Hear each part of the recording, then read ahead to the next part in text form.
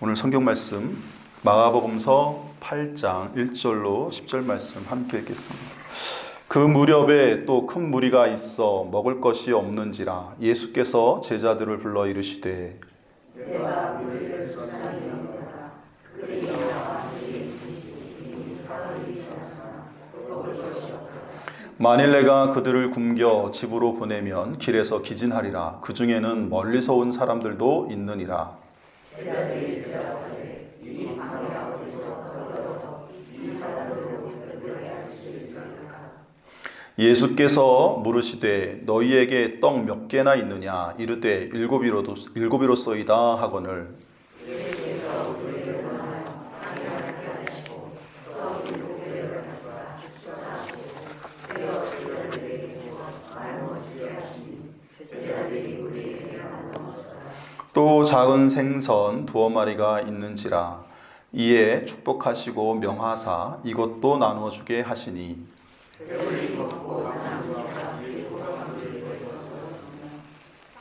사람은 약 4,000명이었더라. 예수께서 그들을 흩어 보내시고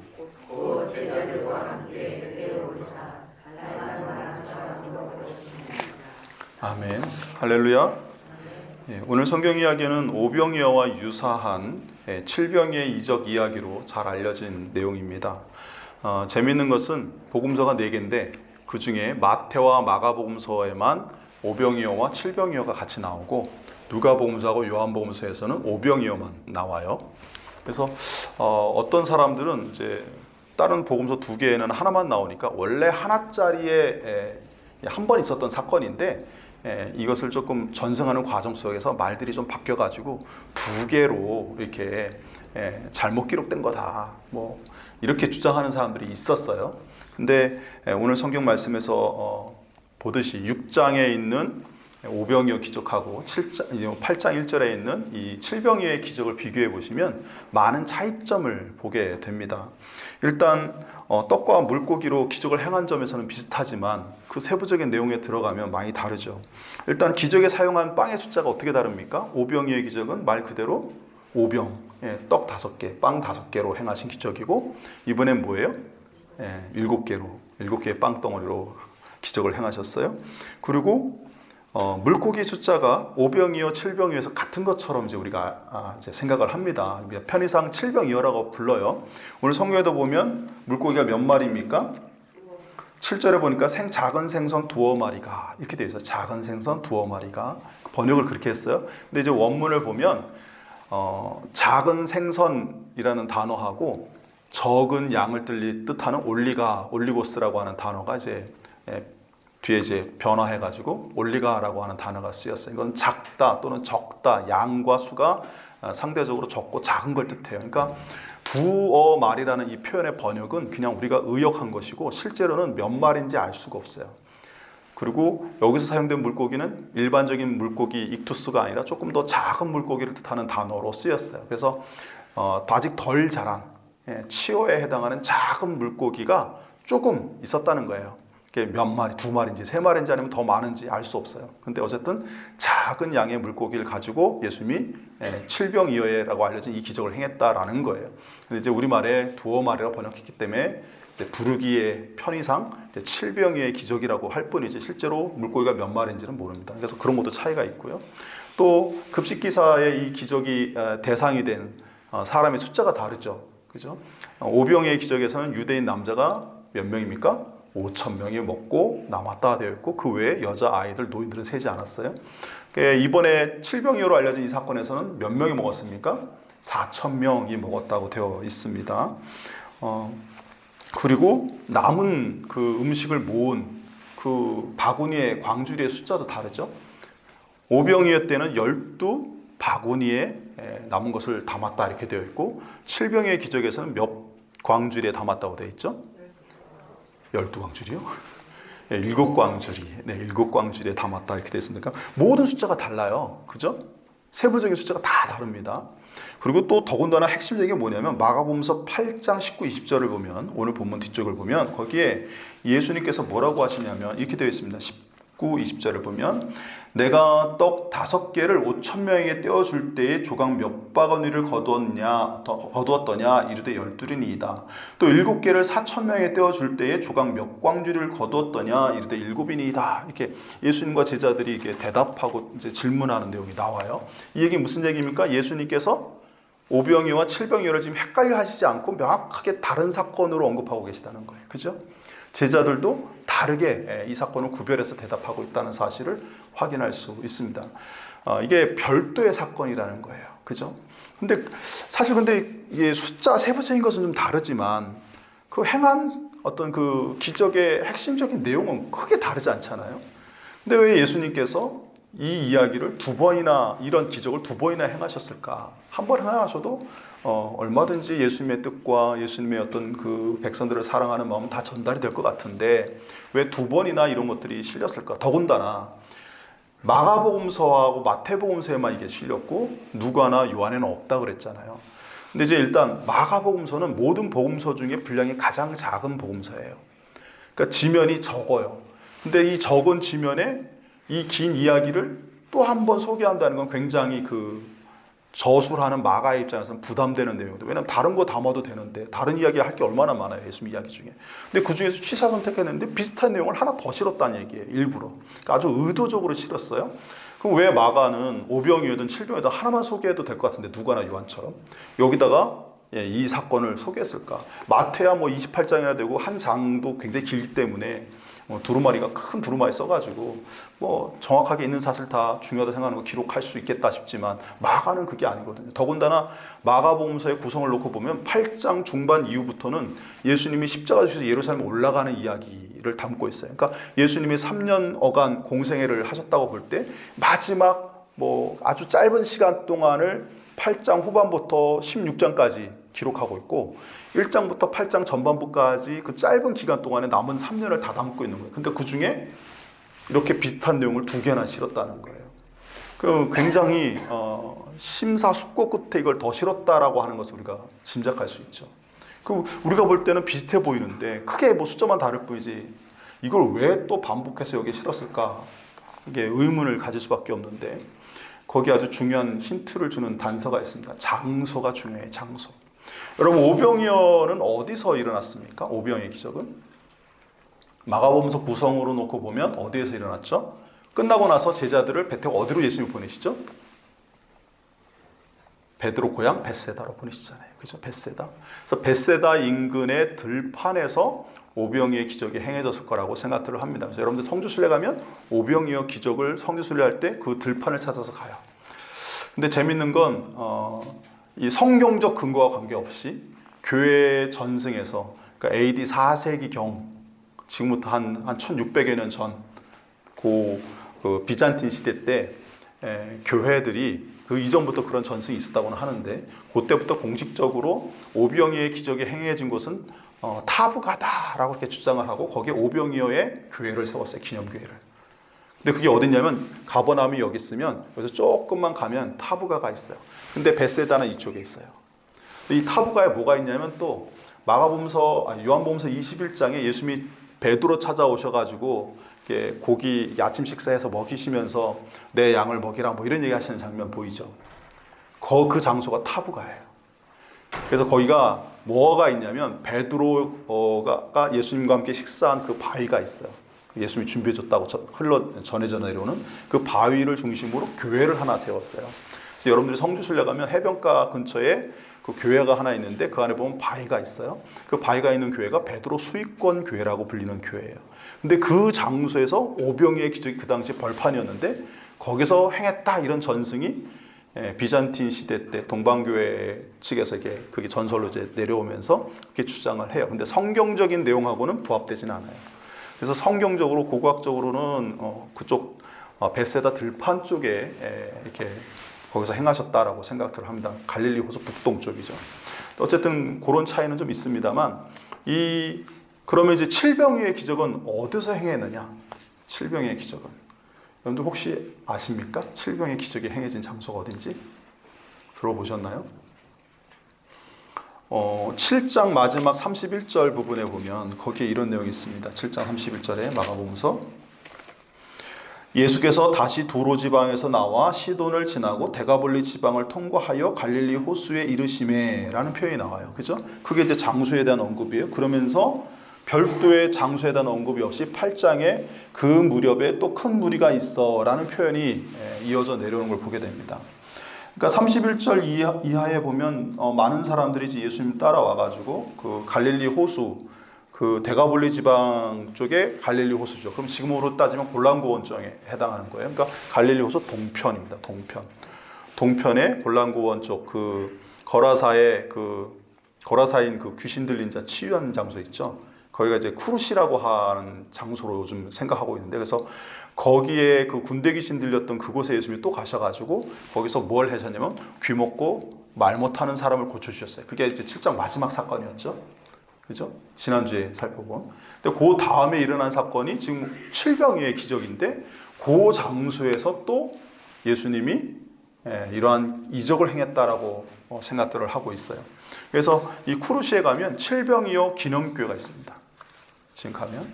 그러니까 예수님이 오병이어를 행하신 곳이 갈릴리 북동쪽 베세다 언덕 쪽이고, 칠병이어 행하신 곳은 갈릴리 동쪽 쿠르시 지역의 인근에서 행하셨을 거라고 생각을 해요. 사실 장소는 그렇게 멀지 않고 가까운 장소인데, 그럼에도 불구하고 아주 중요한 차이점이 있어요. 이 베세다 들판은 유대인들의 지역이에요. 그리고 유대인들을 대상으로 행하셨어요. 그 증거로 12바구니를 거뒀다라고 할 때 그 12이 이스라엘 12지파를 상징한다고 해석들을 합니다. 반대로 이 쿠르시 이 지역은 데가볼리 지방이라는 말에서 아시듯이 데가볼리가 10개의 헬라화된 도시로 이루어진 지방이잖아요. 데카라고 하는 건 10이고 볼리는 폴리스라는 헬라어를 번역한 거예요. 그러니까 폴리스는 도시거든요. 그러니까 10개의 핵심적인 도시가 있는데 그 도시 중에 대표 도시가 거라사고, 그래서 그것을 거라사인의 지방이라고 부르기도 하고 데가볼리 지방이라고도 부르는데, 어쨌든 그 이방인들의 땅에 헬라인들의 땅, 그러니까 헬라 문화 속에 있는 이방인들의 땅. 인종은 헬라인 그리스인은 아니지만 헬라 문화권에 있는 이방인들이죠. 근데 그들의 땅에서 예수님이 그들을 이방인들을 대상으로 행하셨다는 거예요. 하나는 오병이어는 유대인들을 대상으로, 칠병이어는 누구를 대상으로요?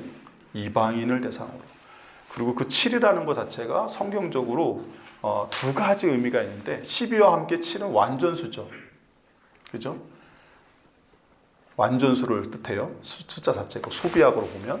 그래서 이 7이라고 하는 숫자가 몇 바구니 거뒀다가 몇 광주리? 7광주리 거뒀다 그랬잖아요. 그러니까 12바구니 거두고 7광주리 거둔 거를 놓고 볼 때 이 유대인들에게 베푸신 오병이어의 기적을 사람들이 먹고 남은 음식을 모았더니 12광주였다 하는 것은 단순히 12광주리 숫자를 모았다는 의미 이상으로 사람들이 충분히 배불리 먹고 만족한 상태에서도 온전한 그 10이라는 상징 숫자를 통해서 하나님이 풍성하게 공급하셨다, 완벽하게 공급하셨다라는 숫자를 의미를 나타내기 위해서 10이라는 단어를 썼다는 거예요. 그리고 같은 맥락 속에서 7광주리가 남았다는 것도 그런 완전수 개념에 의해서 하나님이 예수님을 통해서 공급하신 이 기적을 통해 공급하신 이 일이 조금도 부족함이 없이 온전한 공급이 이루어졌다, 뭐 이런 의미를 나타낸다는 거예요.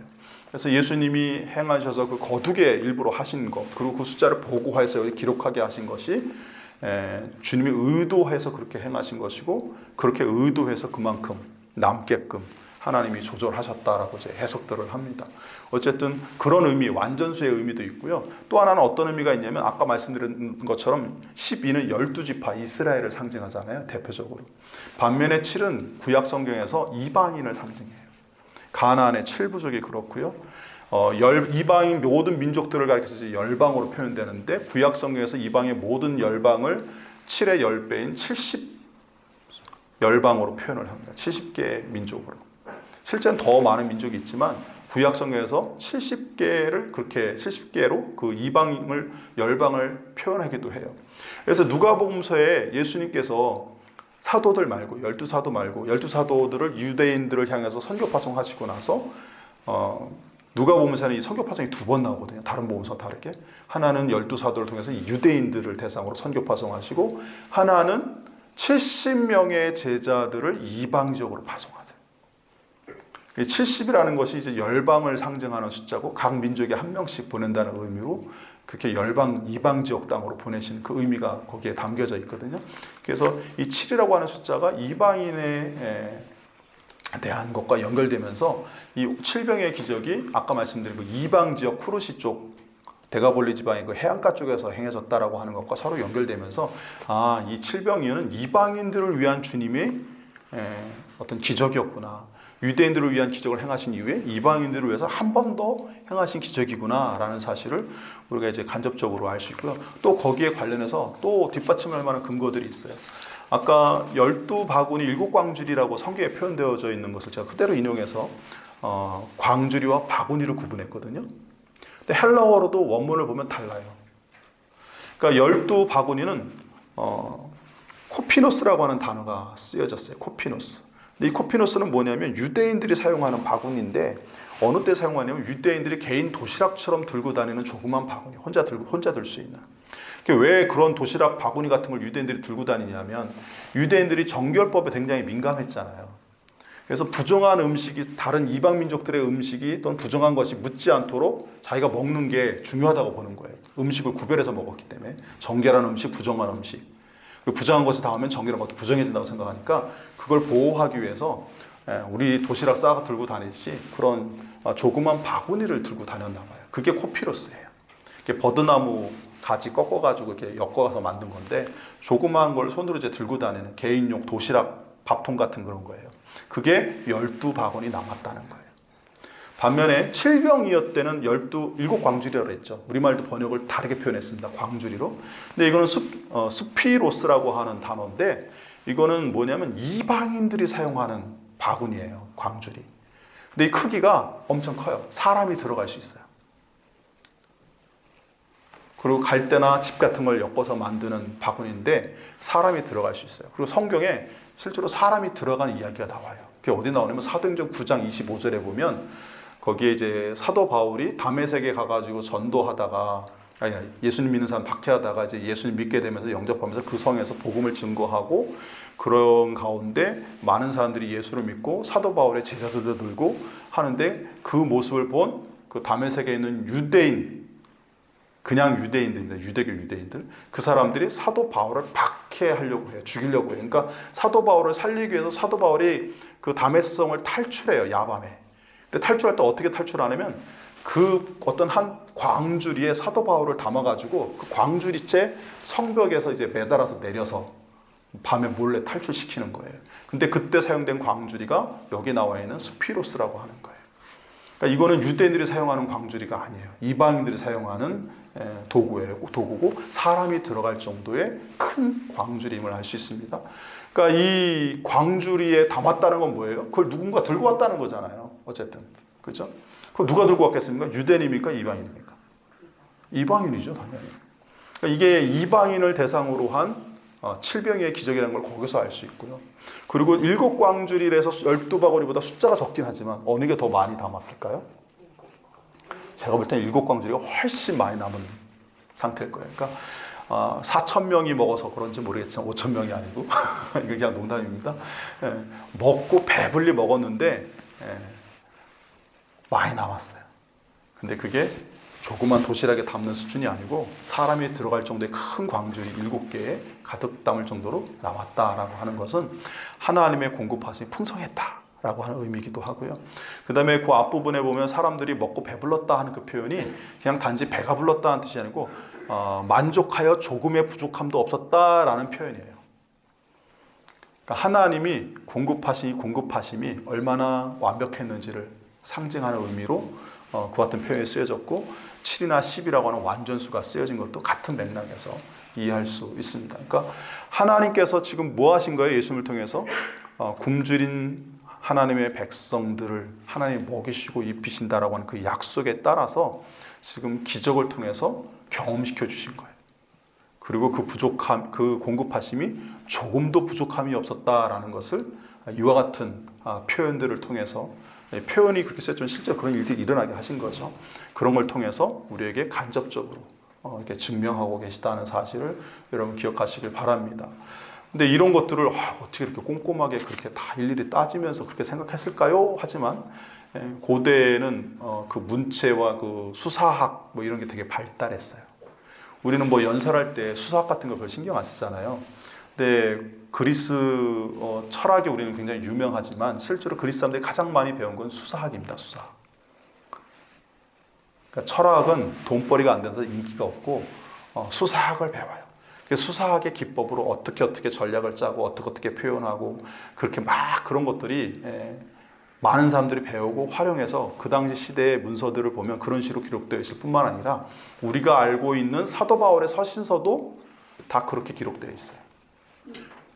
우리말로 번역해서 그리고 우리가 그런 것들을 꼭 집어서 이게 어떤 논리 전개 방식으로 어떤 방식으로 이게 전개가 되는지 증명하지 않기 때문에 뭐 두괄식이니 포괄식이니 뭐 귀납식이니 뭐 이런 식으로 이렇게 언급하고 3단 논법이니 뭐 이런 얘기를 안 해서 그렇지 그러한 방식으로 사실 기록되어져 있어요. 그리고 이러한 문체나 표현 하나하나에 실제로 의미를 두고 사용한 전례들이 많이 있어요. 그래서 이런 것들이 과한 해석이 아니다라는 걸 여러분들 분명하셨으면 좋겠고, 그런 측면에서 다시 한번 돌이켜보면 왜 오병이어를 행하신 뒤에 칠병이어를 또 행하셨을까?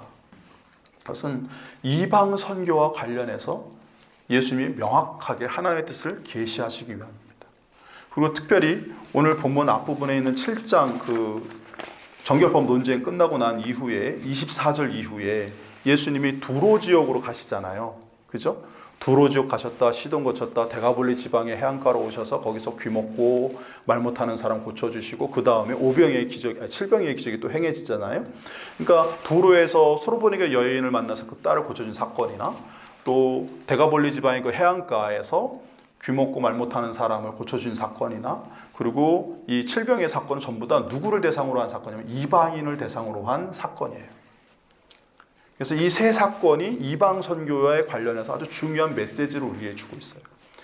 지난번에 살펴본 바대로 두로의 수로보니게 여인은 예수님의 그 차별적으로 보여질 수 있는 그 당시 사람들이 차별적 용어로 썼기 때문에, 그러나 예수님이 교묘하게 바꿔서 가능성을 열어줬을 때 그것을 지혜롭게 간파하고 믿음으로 또 인내함으로 예수님께 간구하여 은혜를 입은 그 여인의 이야기를 통해서 이방 선교의 정당성을 지금 이야기했잖아요. 근데 왜 남자가 아니라 여자 같은 데 했습니까? 과부가 더군다나 남편이 없는, 과부란 표현은 없지만 보통 이런 일들은 남자들이 하는 일이거든요. 사회활동은. 근데 여자가 와서 자기 딸을 위해서 구했다는 건 남편이 없을 가능성이 많아요.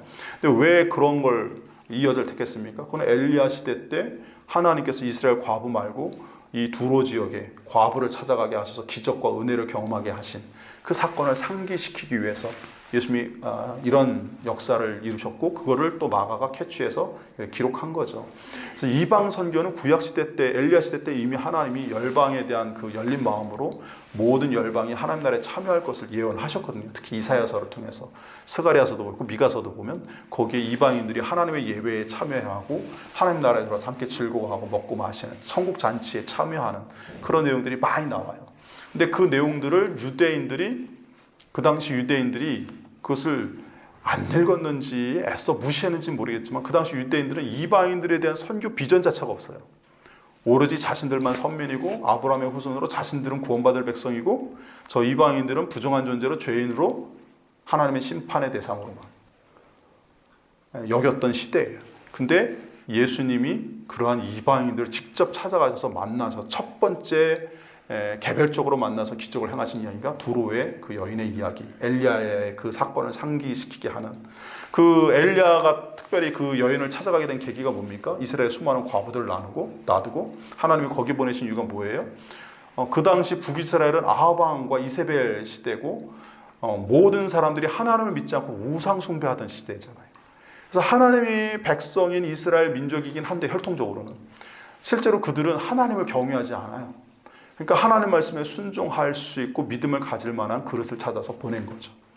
그리고 그러한 예로 오늘 예수님 시대에도 이 두로의 수로보니게 여인을 통해서 그러한 것들을 또 다시 한번 경험하게끔 하신 거고, 그걸 통해서 이방인 선교가 하나님의 뜻임을 다시 한번 확인케 하신 사건이에요. 그리고 나서 귀 먹고 말 못하는 사람을 고친 사건은 뭐였습니까? 정결법 폐지에 대한 확정이고 동시에 예수님이 그리스도이심을 나타내는 아주 그리스도의 표적에 해당하는 사건이었죠. 이렇게 말 못하고 귀 먹고 보이지 않는 장님에 대한 이 세 가지 기적은 그리스도가 오시면 행할 이적으로 표현되어져 있는데 그 중에 두 개를 여기서 행하신 거잖아요. 그리고 마지막 하나인 장님에 대한 이야기는 8장 오늘 뒷부분에 보면 나오죠. 벳세다의 소경을 고쳐주시잖아요. 그죠? 그러니까 예수님이 아마 지금 오늘 칠병의 기적을 행하신 여기서 조금만 올라가면 벳세다거든요. 그러니까 그 인근에 가셔서 이제 눈먼 사람을 고쳐주시면서 그리스도가 오시면 고칠 이 사람들을 그리스도의 기적을 나누어서 두 개는 이방인들 대상으로 하나는 유대인 대상으로, 물론 사람으로 따지면 한 사람씩이지만 어쨌든 그렇게 자신이 그리스도이심을 나타낸 사건을 포함해서 그리스도의 사역의 대상에 이방인과 유대인이 함께 포함되도록 이렇게 하신 거예요. 구원의 대상으로. 그게 말 못하는 그 다음에 귀 먹은 사람의 기적의 이야기에 담겨있는 의미라고 그랬어요. 그게 지난주까지 살펴본 거고요. 오늘 칠병의 기적은 이방인들도 뭐예요? 하나님 나라의 잔치에 참여하는 것을 나타내시기 위함이에요. 그러니까 예수 믿고 구원받을 만한 자격이 있어, 하나는. 또 하나는 그리스도의 사역의 대상으로 구원의 대상이야 라고 말씀한 거고, 세 번째 칠병의 기적에서 뭐예요? 그들이 하나님 나라 잔치에 들어와서 참여하는 모습을 보여주시는 거예요. 확정짓는 사건이에요. 근데 그게 명확하게 드러나는 게 뭐냐면 이방인들 대상으로 했다는 이런 내용도 있지만 예수님께서 이들에 대해서 이 기적을 행할 때 하신 말씀들을 보면 6절에 예수께서 무리를 명하여 땅에 앉게 하시고 라는 표현을 볼 수 있습니다. 거기에 보면 땅에 앉게 하시고 라고 하는 표현이 중요해요. 오병의 기적 때도 예수님께서 제자들을 시켜가지고 50명씩 100명씩 땅에 앉게 하셨죠. 우리 말씀에는 그냥 앉았다라고 표현되어 있었어요. 근데 그 원래 그 원문의 그 단어의 뜻은 뭐라고요? 네, 그래요. 잘 기억하시네요. 비스듬히 기대어 눕게 하는 방식이라고 했어요. 보통 먹을 때 앉아서 먹는데 이렇게 하고 팔베개 베고 상대편 가슴에 머리를 대고 비스듬히 이렇게 원을 그리고 앉는 거예요. 눕는 거죠, 정확히는. 그렇게 하게끔 제자들을 시켜서 일일이 다 그렇게 만들어서 자세를 갖춘 다음에 그 다음에 오병의 기적을 행해서 먹였다는 거예요. 근데 왜 그렇게 하셨는지 말씀드린 바 있죠? 왜 그렇게 하셨습니까? 이렇게 비스듬히 누워서 음식을 먹는 건 유대인들의 방식입니까? 아니었어요. 그러니까 그리스 헬라 문화죠, 그거는. 근데 이제 그리스 헬라 문화가 이제 로마까지 이제 전승이 되고 로마가 이스라엘을 지배하면서 예수님 당시에 유대인 상류층 귀족들은 로마 문화에 익숙해져 가지고 자기들끼리 모임을 갖거나 어떤 특별히 개인적인 잔치를 벌일 때 그런 방식으로 먹고 왔어요. 근데 그런 것들이 이제 백성들에게까지도 영향을 미쳐서 예수님 당시에 일반 백성들도 그렇게 먹는 경우가 있어요. 항상 그렇진 않아요. 유대인들은 어느 때 먹었냐? 명절 때. 명절 때 잔치를 할 때 그렇게 먹었어요. 근데 명절이 유대인 명절은 어느 날이에요? 유대인의 3대 명절 있죠. 유월절, 맥주절, 장막절. 근데 이 절기가 세 개 다 뭐예요? 하나님이 이스라엘 백성에게 특별히 은혜 베푸신 것을 기억하고 기념하는 절기들이잖아요. 그러니까 하나님 나라의 축제요 잔치예요, 그 명절들이. 그래서 하나님 나라의 잔치에 참여할 때에는 어떻게 먹었어요? 예수님 당시에는 일반적인 유대인 방식으로 그냥 앉아서 먹는 게 아니고 비스듬히 누워서 먹었어요. 그러니까 사람들에게 지금 그렇게 먹으라는 건 뭐예요? 하나님의 특별한 잔치에 참여하는 것을 상기시키는 거고, 그 오병이어의 만찬이 그런 의미, 천국잔치라는 의미가 있음을 알려주는 거예요. 근데 칠병이의 기적은 그럼 어떠냐? 오늘 성경에 쓰여져 있는 그 단어도 마찬가지, 그 단어가 쓰였어요. 안티페세인이라는 단어가 쓰였는데 이 단어가 뒤로 몸을 젖혀서 이제 눕는 그런 형태를 뜻해요. 그러니까 예수님이 앉아라 라고 말씀하셨는데, 근데 놀라운 건 뭐냐면 오병의 기적 때는 제자들을 시켜서 일일이 사람들을 그렇게 앉도록 만들었잖아요. 근데 칠병의 기적 때는요, 예수님이 오늘 성경 말씀에 뭐라고 되어 있습니까? 예수께서 무리에게 명하여, 그러니까 제자들이 중간에 끼어들지 않고 예수님이 직접 명령하셨어요. 그랬더니 어떤 일이 일어났습니까? 사람들이 쫙 앉았다는 거예요. 그렇게. 근데 그 의미는 뭐라고요? 잔치라고요. 잔치. 더더군다나 이 사람들 이방인으로서 그리스 헬라 문화에 익숙한 사람들이죠. 자기들도 하나님 나라 잔치는 모르겠지만 어쨌든 잔치를 하거나 중요한 어떤 만찬 때는 이렇게 눕는다는 걸 알아요. 근데 그렇게 누우라고 할 때 지금 배가 고픈데 그렇게 누우라는 건 뭐예요? 이제 뭔가 음식이 주어진다는 뜻이잖아요. 그 만찬에 참여하고 어떤 축제를 열 거라는 것을 상기시키는 어떤 예수님 명령이잖아요. 근데 지금 예수님이 알다시피 이미 칠병의 기적을 행하셨습니까? 아니면 이후에 행하십니까? 아직 행하신 게 아무것도 없어요. 가지고 있는 건 물고기 작은 것 몇 마리인지 모르겠지만 조그마하고 떡 7개밖에 모인 게 없는데 예수님이 그 많은 사람들이 그 명령을 했을 때 그들이 순종했다는 거예요. 순종했다는 게 중요해요. 주님이 뭔가를 행하실 것을 기대하고 순종했다는 거예요. 머리는 이해가 안 되지만 순종했다는 거예요. 그리고 중요한 건 뭐냐면 이들이 예수님을 따랐는데 며칠 동안 따라다녔습니까? 성경에 보니까 앞부분에 사흘 동안, 3일 동안 따라다녔다는 거예요. 오병이어의 기적은 예수님을 따르기 위해서 막 뛰어가는 걸 예수님이 불쌍히 여겨가지고 그들에게 말씀도 가르치고 당일날 오병이어의 기적을 행하신 사건이에요. 근데 이 사람들은 3일 동안이나 예수님을 따라다녔어요. 그러니까 집에서 가지고 왔던 것들이, 양식들이 다 떨어진 지 이미 오래일 거예요. 더군다나 여기는 더운 나라이기 때문에 며칠씩 싸들고 다닐 음식을 준비할 수 있는 상황은 아니거든요. 그래서 아마 당일치만 싸웠을 수도 있어요. 적어도 최소한 하루에서 이틀은 굶었을 거예요. 그러니까 주님도 그걸 아셨어요. 그죠? 아셔서 주님이 이번에 먼저 얘기하시잖아요. 오병이어의 기적 때는 제자들이 이제 돈 걱정이 되니까 이제 저녁 때가 됐고 밥 먹을 때가 됐으니까 저들을 좀 집으로 보내시죠. 이렇게 제안을 하잖아요. 제자들이. 그랬더니 주님이 너희가 먹을 것을 줘라면서 제자들의 믿음을 테스트하면서 뭐 어떤 그런 일들을 진행하셨어요. 근데 이제 칠병이어 때는 워낙 이들이 굶주린 형편을 주님이 알고 계셨는데 제자들은 말을 안 해요. 예수님이 직접 먼저 제자들을 불러가지고 먹을 것을 좀 줘라 이렇게 얘기를 하시거든요. 그러니까 이 사건이 시작된 게 누가 주도하신 거예요? 예수님이 주도하셨어요. 근데 왜 그렇게 하셨겠습니까? 저들에게 먹을 것을 공급하길 원하신 이유가 뭡니까? 예수님 말씀에 의하면 저들 중에 멀리서 온 사람이 있어가지고 그냥 돌려보냈다가는 굶주려가지고 가다가 기진맥진하고 길에서 도중에 쓰러져서 큰일 칠 사람이 있다는 거예요. 그래서 예수님이 저들에게 지금 당장 먹을 것을 줘야 되겠다 이렇게 얘기를 하셔요. 그러니까 이들의 필요를 아시고 그들의 형편을 아시고 어려운 형편을 아신 주님께서 그들을 돌보시기 위해서 먼저 나서셨다라는 게 중요하고요. 그다음에 그 일을 주님이 주도하시는데 중간에 제자들의 역할은 딱 하나예요. 예수님이 행하신 기적의 그 떡과 물고기를 나눠주는 역할만 해요. 그리고 거둘 때 그걸 거두는 역할만 하고 그 중간에 중요한 어떤 이 일의 시작이라든가 또 자리를 앉게 하고 뭐 행하는 것은 예수님이 다 주도하셨고 그 말씀을 들은 이 이방인들이 그냥 그 말씀만으로 순종해서 반응을 해요. 이것은 굉장히 두 가지 중요한 의미가 있는데 하나는 예수님이 모든 일을 행하셨다라고 하는 점에 이제 방점이 하나 찍혀 있고 또 하나는 예수님이 말씀만 하는 것만으로도 이들은 순종했다는 거예요. 누가 시켜서 억지로 된 것도 아니고 누가 중간에 개입해서 예수님이 이렇게 하신 것도 아니고 예수님이 이들의 형편을 아시고 긍휼히 여기셔서 불쌍히 여기셔서 이와 같은 일을 행하셨고 그들의 이와 같은 긍정적인 적극적인 반응을 보고 또 그 열정을 보고 주님이 감동하셔서 이렇게 행하셨다라는 사실을 오늘 성경 말씀이 우리에게 보여주고 있습니다. 그러니까 왜 예수님께서 이들에게 오병이어의 기적과 같은 칠병의 기적을 행해 주셨냐? 먼저 이들이 먼저 보인 모습이 있다는 거예요. 3일 동안 따라다니면서 배를 굶어가면서도 주님을 떠나지 않고 한 말씀이라도 더 들으려고 하는 예수님이 가라고 하지 않았으면 이들은 더 있었을 거예요. 굶더라도.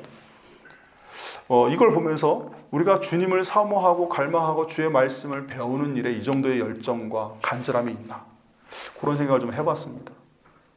그런 간절함과 열정이 있으니까 주님이 감동하시는 거예요. 그래서 구하지 않았음에도 불구하고 주님이 그들을 먹이고 입히시는 기적을 행하십니다. 그리고 그에 걸맞는 믿음으로 이미 준비됐다는 상황에서 아시듯이 주님의 말씀만 하셨는데도 순종해요. 유대인들은 일일이 자세 좀 제대로 잡으라고 하고 이렇게 누우라고 이렇게 가르쳐주고 막 이렇게 정리를 해야만 그렇게 했는데 이들은 막 주님 말씀 한마디에 잔치 준비를 쫙 끝내놓는 거죠. 이걸 보면서 이들이 왜 하나님 나라의 잔치에 참여할 수 있었는지를 우리가 알 수 있는 거예요. 하나님 나라의 잔치에 참여할 자격은 어디서 나옵니까? 아브라함의 혈통에서 나오는 게 아니에요. 이스라엘 민족, 유대인이라는 신분에서 나오는 게 아니에요. 예수님의 말씀에 온전히 순종하여 하나님의 뜻에 그대로 순종하여 행하는, 거기에서 자격이 주어진다는 사실을, 확증된다는 사실을 여러분 이 시간 분명히 아시기 바랍니다. 하나님의 백성, 하나님 나라에 속한 자는 하나님 말씀을 들으면 순종해요. 근데 세상에 속한 자들은 하나님 말씀을 들어도 순종하지 않고 누구의 말을 따라 행합니까? 세상의 말을 따라 행해요. 그 차이가 있는 거예요. 하나님 나라의 잔치에 참여하는 자가 누가 참여합니까?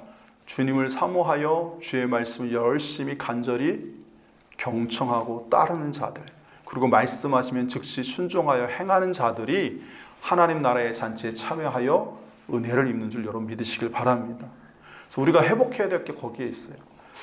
누가 시켜서 이렇게 하라고 권면해서 하는 게 아니고, 주님 말씀 한마디면 그냥 딱 믿음을 갖고 준비해서 받을 준비를 하는 하나님의 백성들이 되기를, 저와 여러분들이 되기를 간절히 축원합니다.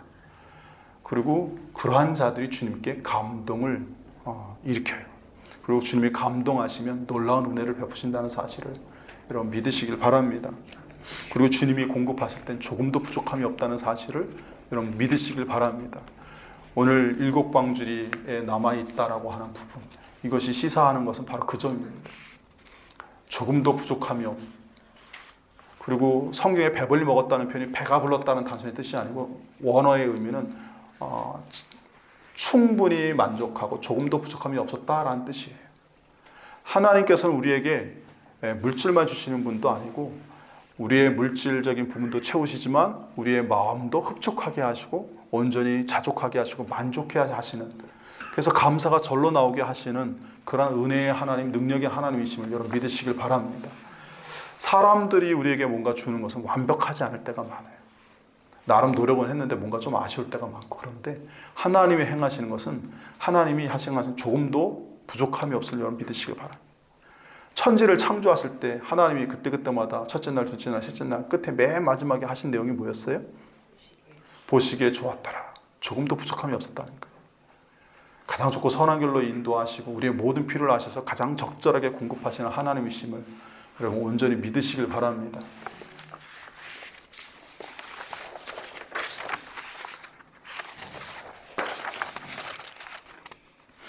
그리고 마지막으로 하나 더 살펴보고 싶은 것은,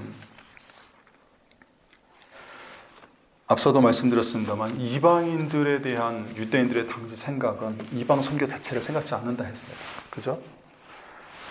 근데 예수님은 그렇지 않았어요. 그리고 중간에 특히 이 칠병이의 기적은 제자들의 요청에 의해서 시작된 것도 아니고 전적으로 주님이 모든 걸 행하셨고, 그 모든 천국잔치에 참여하는 그 과정도 제자들이 개입한 게 없어요. 그죠? 예수님이 말씀하셨고 그들이 순종하여 믿음으로 참여하잖아요.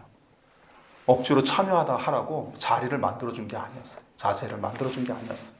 이것은 무엇을 시사하냐면, 이 이방 선교 그 과정에서 이들이 하나님 나라에 참여하는 그 과정이 주님과 이방인들에 의해서만 온전히 이루어졌다는 거예요.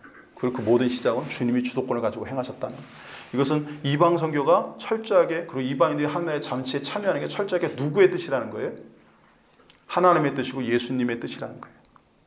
사람이 개입한 여지가 없다는 거예요. 이것은 굉장히 중요한 의미가 있죠.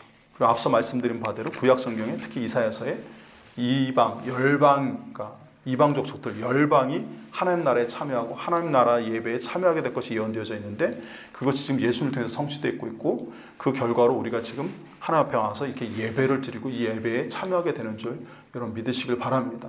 그리고 우리가 그 나라의 잔치에, 천국 잔치에 참여하게 됨을 여러분 믿으시길 바랍니다. 예수님께서 말씀하셨어요. 세례 요한의 때부터 천국은 뭐 하는 것이라고요? 침노하는 자의 것이라고 하셨잖아요. 믿음으로 도전하여 나아가는 자마다 하나님 나라의 은혜를 누리게 되는 거예요. 하나님 나라의 보화를 캐어내게 되는 거예요. 그래서 혈통, 신분 이런 게 중요하지 않습니다.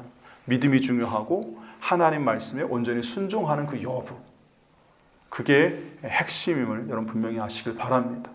그러면 주님이 우리의 그 열정과 순종을 보시고 여러분들의 모든 필요를 아신 주님께서 풍성하게 공급하시는 복이 있음을 여러분 믿으시길 바랍니다. 그리고 마지막 하나 더 말씀드리고 싶은 게 뭐냐면 그 이스라엘 사람들에 대해서 우리가 이상한 그 환상을 갖고 있어요. 그죠? 유대인들이 성경에 나오다 보니까 하나님의 선민이기도 했었고, 근데 여러분 아시다시피 그들이 예수님 당시 예수님 어떻게 했습니까? 십자가에 못 박여 죽였죠. 그죠? 예수님을 거부했죠. 그리고 지금도 예수님을 거부하죠. 이번에 좀 충격적이었던 게 그거잖아요. 이스라엘이 한창 막 신나게 레바논 때려 부수다가 주춤했던 계기가 됐던 사건. 레바논의 기독교 마을입니다. 카톨릭 성당 그쪽 아닙니다. 기독교 마을에 세워져 있는 예수님 그 십자가상을 거꾸로 세워놓고 머리통을 깨부수는 그 장면이 찍혔잖아요. 그게 처음에는 조작이다 이렇게 했다가 사실로 드러났어요. 그 모습을 보고 영국에 유학 갔던 어떤 TV 나온 패널이 얘기하기를 그 신부인가 목사님에서 사제가 지나가는데 유대인들이 계속 침을 뱉더래요. 그럼 왜 그런가? 우연인가? 했는데 계속 반복해서 뱉더라는 거예요. 왜 그런가 봤더니 유대인들이 기독교인들을 증오해요. 기본적으로. 그건 아마 그들이 유럽에 있으면서 그 조상들이 많은 차별과 억압을 당했고 2차 세계대전 때 뭐 대표적으로 이제 학살을 당했으니까 독일에서 뭐 그런 것들 때문에 영향이 있었으리라 생각하지만 어쨌든 그들의 기본적인 시각이 뭐예요? 예수님에 대해서, 기독교에 대해서 절대 우호적이지 않습니다. 근데 우리만 좋아하는 거예요. 성경에 나온 걸로 생각해서. 근데 여러분 유대인들 중에도 예수 믿으면 형제요 가족이죠. 하나님 안에서. 그렇지만 안 믿으면 뭐예요? 영적으로 안 믿는 건 뭐예요? 하나님의 나라에 속한 자가 아니라 사단의 나라에 속한 자죠. 영적으로는 적이에요. 그리고 그런 모습들이 그렇게 나타나잖아요. 기독교를 박해하는 모습으로. 그 사건도 충격적인데 이제 카톨릭도 이제 들고 일어났죠. 성모 마리아 상 앞에 담배 갖다 붙이면서 조롱하는 모습이 또 사진 찍혔어요. 유대인 병사가. 그러니까 개신교, 기독교, 뭐 이게 개신교, 천주교 상관없이 기독교 자체를 증오하고 무시하고 조롱하는 거. 2000년 전에도 그랬고 지금도 여전히 똑같다는 사실을 아셔야 돼요. 그래서 뭐 정광훈 씨가 주도하는 그 집회에 일부 극우 기독교인들이 미국 깃발하고 이스라엘기 들고 나와서 시위하시던데 이스라엘기 미국기를 왜 들고 나오시는지 모르겠어요. 완전히 넌센스예요. 하나님 말씀도 아니고 그들의 잘못된 생각이죠. 그리고 제가 드리고 싶은 핵심은 뭐냐면 이 이스라엘 사람들의 요즘 모습을 보면서 이런 얘기들이 있더라고요. 영원한 피해자도 없고 영원한 가해자도 없다. 그들이 20세기에는 피해자였는데 21세기는 가해자로 지금 레바논과 주변 가자 지구의 일반 백성들까지. 그러니까 하마스나 헤즈볼라는 유대인들을 죽이고 공격하는 대상이니까 이해가 돼요. 적이잖아요, 진짜. 죽이기도 하고 막 공격도 하고 핵 폭탄도 쏘고 막 하니까.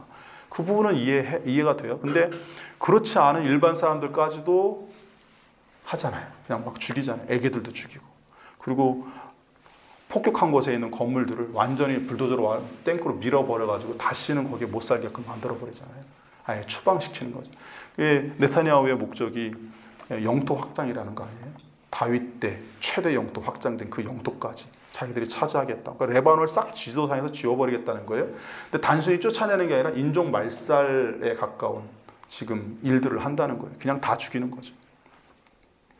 근데 그걸 보면서 예수님의 말씀과 너무 다르다. 그들이 하는 행동이. 그죠? 예수님은 뭐라고 하셨습니까? 원수를 위해 기도하라 하셨고 모든 사람과 더불어 평화하라 하셨고 화평케 하는 자가 하나님의 백성 자녀라고 하셨어요. 그리고 로마서에는 할 수 있거든 모든 사람과 더불어 화목하라 평화하라 라고 말씀하셨어요. 우리 그리스도인들에게 주신 사명은 이 세상의 평화를 추구하는 거고 하나님과 우리 사이의 평화, 사람과 사람 사이의 평화를 추구하는 게 우리에게 주신 사명입니다. 근데 이 유대인들의 이런 모습은 증오심과 복수심 차원을 넘어서 완전 인종을 말소시키려고 하는 악을 지금 행하고 있다고 생각이 됩니다. 그래서 기독교인으로서 그런 부분들의 옳고 그름을 여러분들 잘 판단하셔야 돼요. 예수님이 보여주신 이 사건도 유대인으로서 갖고 있는 편견을 깨부수는 사건이에요. 정확히 얘기하면. 이방인들을 구원하는 것, 그들이 하나님에 참여하는 게 하나님의 뜻임을 명확하게 알려주시기 위해서 이방 선교 3가지 사건 중에 마지막 사건이자 결론으로 이 칠병의 기적을 행하셨어요. 그게 성경에 마가가 수록한 이유에 이 부분을 명확히 알라는 겁니다. 그래서 기독교인들은 그 누구도 인종적으로 사회적으로 어떤 이유로 차별하거나 편견을 갖고 대해서는 안 됨을 여러분 기억하시길 바랍니다. 그러면서 차별금지법이 기본적으로는 좋아요. 근데 이제 문제가 하나 있죠. 우리가 알고 있는 동성애. 이 동성애는 하나님의 말씀이 죄잖아요. 그러니까 동성애자는 우리가 사람을 차별할 수는 없죠. 똑같이 이웃으로 대하고 선대하고 잘 해줘야 되긴 하겠지만 동성애를 하는 행위 그 자체를 긍정할 수는 없는 거예요. 그죠? 그건 하나님의 말씀이 죄라고 했으니까. 죄는 죄인 거죠. 그것을 동의할 수는 없어요. 그래서 기독교에서 그 차별금지법에 그 조항이 있기 때문에 반대를 하는 거지. 이 사회의 차별에 대해서 저항하고 불의에 대해서 저항하고 모든 사람들이 공평하고 평화로운 세상을 만드는 것이 그리스도인에게 주어진 사명임을 여러분 기억하시길 바랍니다. 참 재밌는 게 요즘 우리 여기 평화동 안에 있는 저희 절 하나가 있어요. 거기 스님이 저희 김무 사모하고 몇 번 대화를 하고 또 저희가 뭐 나눠주기도 하고 그랬더니 수시로 와서 속 얘기를 하세요. 절간에도 교인이라고 해야 되나? 아무튼 그분들이 신도들이 와가지고 이분이 온 지 얼마 안 됐는데 많이 괴롭히나 봐요. 이 여자 스님인데 뭐 남자가 있어서 뭐 연애를 하고 다닌다고 없는 소문을 지어내서 힘들게 했다는 등 뭐 이런 얘기를 좀 하나 봐요. 우리 김무사모한테. 그래서 뭐 이렇게 선물을 주고 이렇게 하더라고요. 근데 자꾸 찾아오는 걸 찾아오지 말라고 하기도 그렇고 그죠? 보통 기독교와 불교는 게 좀 안 좋잖아요, 관계가. 근데 그냥 얘기하니까 그냥 받아주고 있는 거 있으면 나눠 먹고 그랬더니 거기도 자꾸 뭘 갖다 주더라고요. 그래서 이웃으로서 같이 더불어 사는 거 그 자체는 긍정적이죠. 그렇지만 영혼의 관점에서 보면 그렇잖아요. 그래서 저번에 그분이 무슨 뭐 용돈이라고 뭐 이렇게 담아서 돈 그 1억짜리인가 뭔가 그거 줬다 그랬잖아요. 그래서 세뱃돈 10,000원 해가지고 그래서 저는 그 돈을 이제 그분의 이름으로 헌금을 했어요. 그분을 구원해달라고 하나님 앞에. 그러니까 우리가 할 일은 그렇게 좀 모든 이들과 더불어 평화하지만 하나님 말씀의 기준에서 아닌 건 아닌 것이고 우리가 그 안에서 행할 일들을 어떻게 행할 것인지를 구분해서 이렇게 대하면서 더불어서 살아가는 세상으로 이 세상을 만들어가야 될 줄로 믿습니다.